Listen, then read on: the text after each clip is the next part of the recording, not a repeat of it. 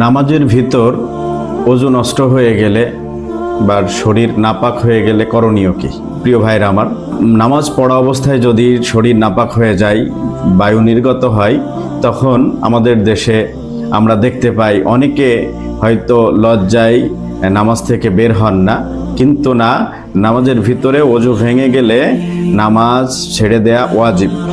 এবং যদি কেউ লজ্জার কারণে বা অন্য কোনো কারণে নামাজ পড়তে থাকে এবং নামাজ শেষ করে, তাহলে এটা আল্লাহ রাব্বুল আলামিনের সাথে ব্যঙ্গ করা হয়ে যাবে।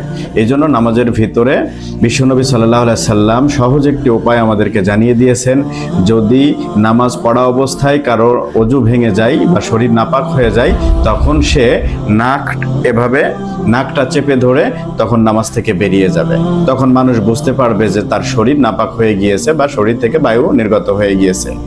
এবং অন্য একটি হাদিসেও এসেছে যে যদি শরীর নাপাক হয়ে যায়, বায়ু নির্গত হয়, তাহলে ততক্ষণ পর্যন্ত নামাজ ত্যাগ করবে না যতক্ষণ না গন্ধ এবং শব্দ শোনা যায়।